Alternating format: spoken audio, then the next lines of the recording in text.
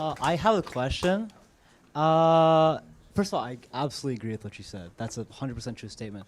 Second of all, have you guys seen Jimmy Kimmel, where he asked, like, they ask people on the street where Alaska is or what the state is, and it's Florida or something, and they won't get it. It's the same thing as what you guys are tabling, in my opinion.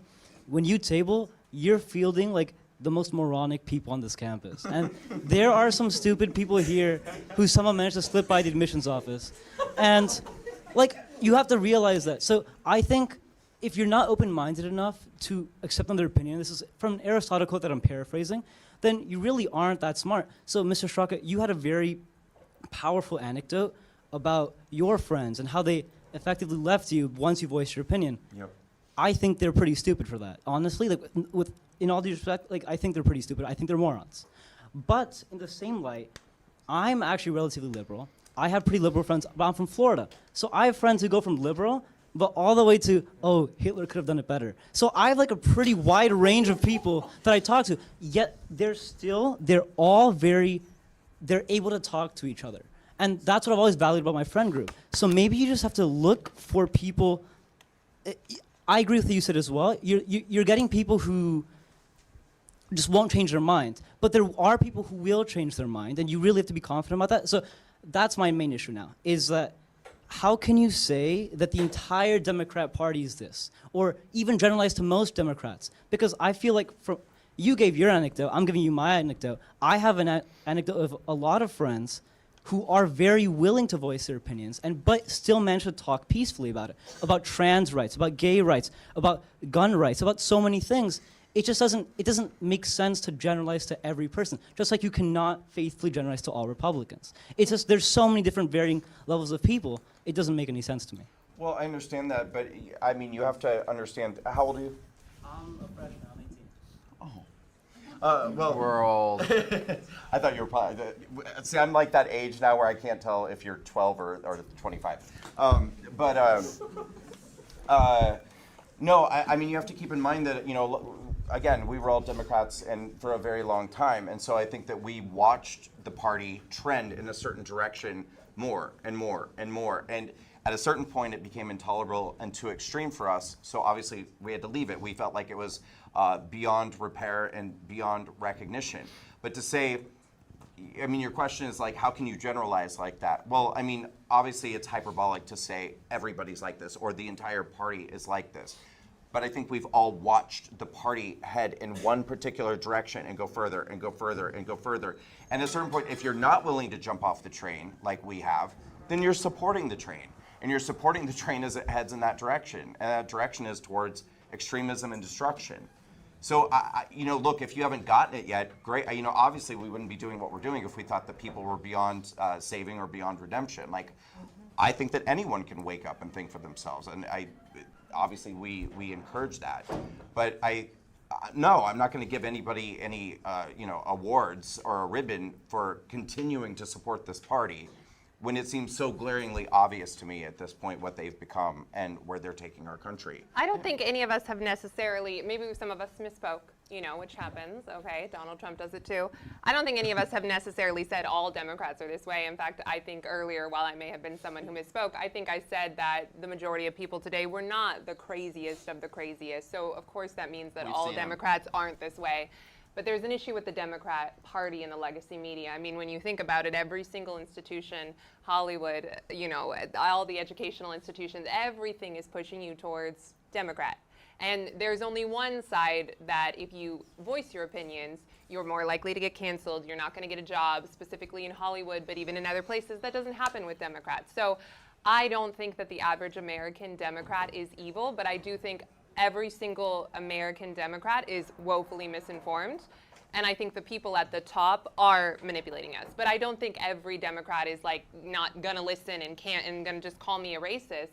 But that has unfortunately been a lot of our experience of losing a lot of our friends. But I don't think that every American Democrat, just your average everyday Joe, is evil. But I think he's misinformed. Even if he can have these conversations, which I think is really special that you have that, I think they're very, very misinformed. And they are, unfortunately, promoting a really awful agenda, you know? So hopefully those conversations Can I just can take fruit. Can I just also add, I think, because someone asked me today, they were like, why are you here? And I asked her, I said, do college kids not vote? You know, because you guys are going to get jobs, you're going to vote for the leaders of this country. And so even if, as you said, there are some moronic people on this campus, these people are still going to hold positions of influence and power someday. So even if we don't change their mind, at least we can plant a seed, because what I have noticed, and again, not a generalized thing, all of my family are still Democrats, right? And so, but what I've noticed is that a lot of people who associate with being a Democrat is they don't work through their ideas to consider the long-term consequences of those ideas. They think for the immediate gratification, and they don't consider what is this going to look like when we take this to its logical conclusion. You know, like the whole transing thing. Like, why are we having this discussion about kids being trans? Where did that ideology come from? And by the way, there's roots for where that ideology came from. It starts with Darwinism, so that's a fun thing to look up. But I think it's important for us to have these conversations. Even if they don't agree, maybe they'll think about it years down the line. I think for me, it's not about each individual Democrat voter. It's about the power structure and the people in power. That maybe not every Democrat voter agrees with these things, but the media is in lockstep. The party is in lockstep. And I used to be a lot more tolerant. I used to be one of these people who was like, I don't care what anyone's politics are. I'll be friends with whoever. And that's who I want to be. But it got a lot harder when I was segregated. It got a lot harder when I didn't want to take a vaccine that I knew I didn't need, that I knew was not safe or effective, and I lost everything for it. I lost my job. I couldn't get the apartment I was going to get. You couldn't go anywhere.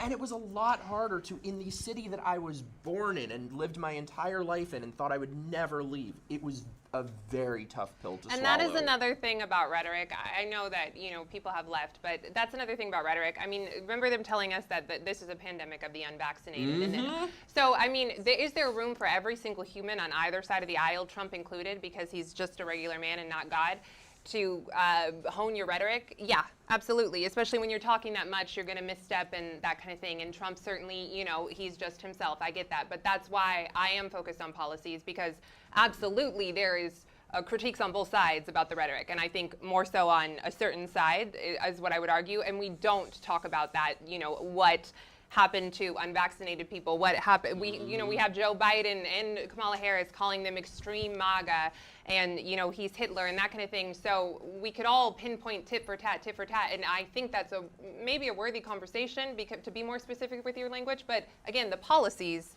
are what matter. The policies are what's harming people, because I really don't think that people are just hearing something and then going out and necessarily committing violence. That's why I'm focused on the policies, because look at what happened to you, what happened to everyone up here, and the way that they spoke about the unvaccinated or MAGA voters, etc.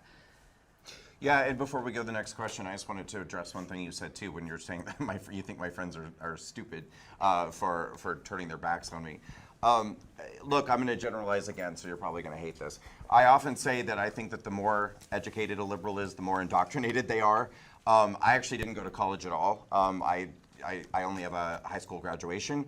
I do actually think that that's highly instrumental in why I was able to see the truth and walk away, because I got it really early on. And I'm not trying to pat myself on the back, or like I'm no great genius or anything, but like, there are still people much smarter than me and much more educated than me that have stayed on the Trump hate train.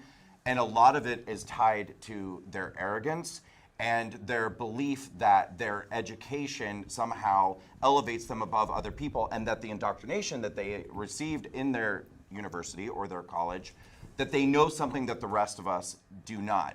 And a lot of my friends at that time, I was living in New York City, I think I was the only person in my friend group who didn't have a college education, but the majority of them were PhDs, had master's degrees, highly educated people. But I have found that oftentimes, not always, but oftentimes, the more educated somebody is, the more resistant they are to changing their mind. And that if you actually have less education, you sometimes tend to be more open-minded and willing to change. And so I just wanted to point that out, because my friends are actually not stupid. They were really, really, really smart.